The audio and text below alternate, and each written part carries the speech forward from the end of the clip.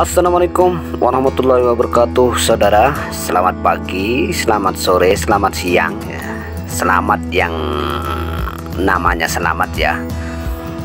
Kali ini kita akan membahas tentang polemik hari jadi yang terjadi di Pemda baik kota dan Kabupaten Probolinggo yang saat ini sering dirayakan. Polemik hari jadi Pemda bisa kita lihat tanda-tandanya. Kenapa sih ada polemik di dalam internal Pemda Probolinggo, baik Pemkot ataupun Pemkap? Tanda-tandanya polemik dapat kita lihat. Yang paling mencolok yaitu Pemda Probolinggo tidak dapat menampilkan sesuatu yang bernilai kesejarahan di saat-saat momen hari jadi yang dirayakan baik kota maupun kabupaten. Rakyat Probolinggo pada saat itu tidak bisa menyaksikan suatu acara atau cerita yang ditampilkan pada saat-saat merayakan momen hari jadi Pemda ya, yang sebenarnya sangat bersejarah bagi Probolinggo. Nah, dari sini sudah dapat kita lihat bahwasanya di internal Pemda itu sendiri terjadi polemik. Berikut sedikit cerita tentang sejarah Kota Kraksan. Sekarang saya berada di dalam alun-alun Kota Kraksan ya saudara. Ya, saya berada di dalam alun-alun Kota Kraksan, yang mana alun-alun inilah titik awal ya. Titik awal bukan berarti titik pusar bumi ya, karena pusar buminya sudah ketemu kemarin di Desa Bulu. Pusar bumi adalah titik di mana pertama kali suatu wilayah dibuka atau dibabat menjadi hunian, kemudian melebar sehingga menjadi beberapa desa atau kota. Nah, disitulah titik awalnya yang ditandai dengan petilasan atau tugu dan sebagainya. Dari alun-alun inilah lahir yang namanya Kadipaten Kraksan yang dipimpin oleh Kiai Ronggo. Ya, bisa diperhatikan alun-alun Kota Kraksan yang lumayan adem ya saudara, adem dan cocok untuk bersantai dikala panas-panas seperti ini ya. Hari ini coba saya cerita secara singkat ya tentang sejarah alun-alun Kota Kraksan yang saat ini Anda lihat ya. Sejarah alun-alun Kota Kraksan adalah tempat pertama kali dibuka sebagai Kadipaten Kraksan oleh Ki Ronggo atau Kiai Abdul Wahab sebagai Bupati pertama Kraksan. Nah, sini akan menimbulkan kebingungan bahwasanya kenapa sih ada bupati lagi selain Bupati Probolinggo. Dahulu antara tahun 1810 Probolinggo dijual oleh Gubernur Raffles kepada pengusaha Cina yang bernama Kapiten Han Kek-ho ya, yang kemudian menjabat sebagai Bupati ke-5 Probolinggo. Nah, di sini masyarakat Probolinggo atau kemarahan masyarakat Probolinggo mencapai pada puncaknya, yaitu pada tanggal 18 Juli 1813 terjadilah pemberontakan masyarakat Probolinggo terhadap Bupati ke-5 Probolinggo. Ini terjadi pertumpahan darah atau pertempuran di alun-alun kota Probolinggo yang berakhir dengan kemenangan masyarakat Probolinggo. Masyarakat Probolinggo yang memberontak ada dua grup ya, ada dua golongan. Yang pertama masyarakat Tengger dipimpin oleh Ki Demang Wirosari. Yang kedua yaitu masyarakat Keraksan yang dipimpin oleh Kiai Abdul Wahab atau Ki Ronggo, yang lebih dikenal bernama Ki Ronggo ya.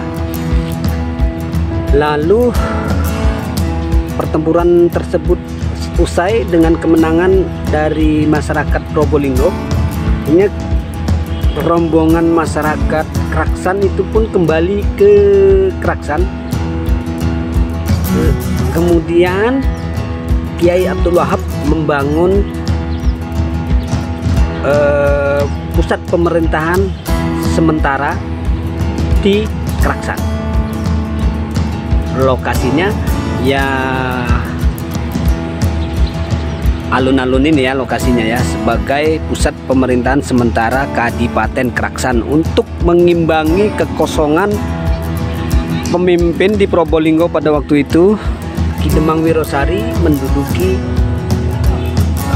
kantor Kadipaten Probolinggo, sedangkan Kiai Abdul Wahab membangun pemerintahan di Keraksan. Lalu kolonial dengan pasukan kompeninya merebut kembali Kadipaten Probolinggo yang diduduki oleh masyarakat. Setelah itu menyerbu Kadipaten Keraksan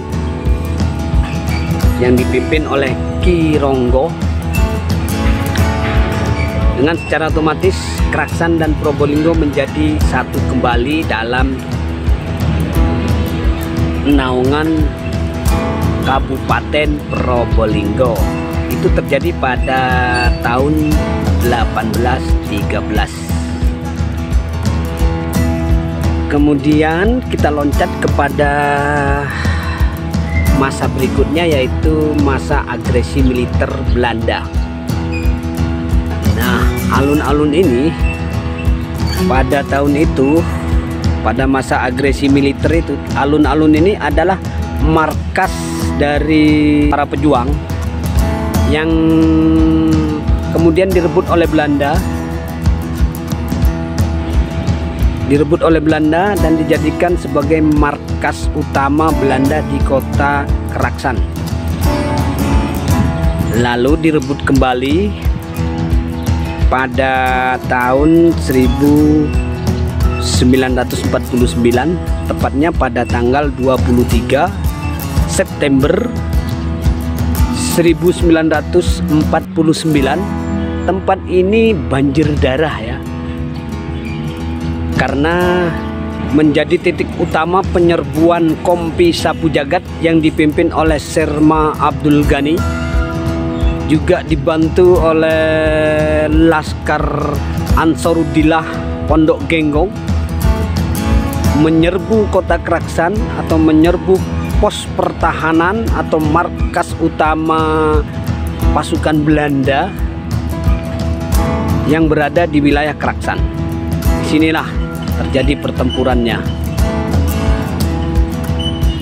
antara Kompi Sapu Jagat melawan Belanda.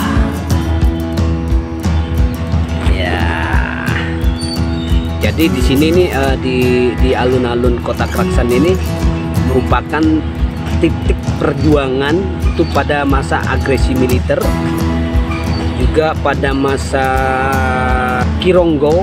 Di sini adalah pusat pemerintahan Kadipaten Keraksan. Sebagai tanda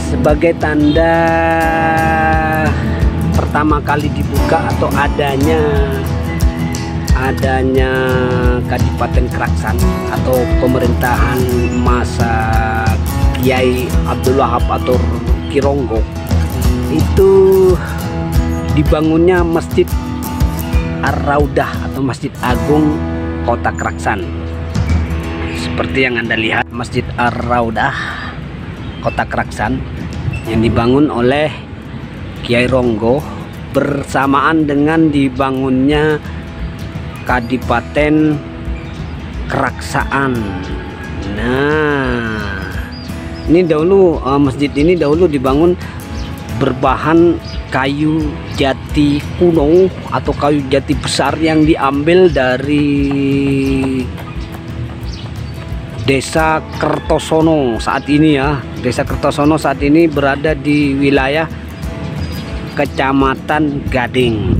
Nah, dijadikan atau membangun ini untuk sebagai tanda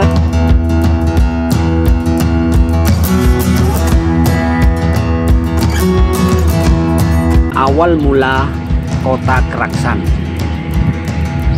Yap, kembali pada pembahasan tentang polemik hari jadi. Kenapa ada polemik hari jadi pada Pemda Probolinggo?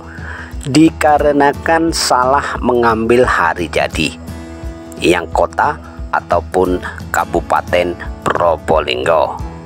Karena itu Pemda Probolinggo tidak bisa menampilkan nilai-nilai sejarah tentang hari jadinya. Untuk itu hari jadi Pemda Probolinggo baik kota ataupun kabupaten harap direvisi. Kalau video yang kemarin saya meminta untuk merevisi hari jadi kota Probolinggo, pada video yang ini saya meminta terkhusus untuk Kabupaten Probolinggo agar merevisi hari jadinya, agar dapat menata kembali sejarah Probolinggo di masa lalu hingga masa kini, juga bertujuan agar regenerasi Probolinggo berikutnya bisa tahu asal muasal tanah tumpah darah mereka dan mereka tidak kesulitan saat mencari data sejarah Probolinggo. Sejarah tentang awal mula kota Keraksan yang dibuat sesuai dengan bukti sejarah, data sejarah, dan lain-lain. Oke saudara, sampai jumpa pada liputan wilayah yang lainnya, tentunya tentang sejarah Probolinggo.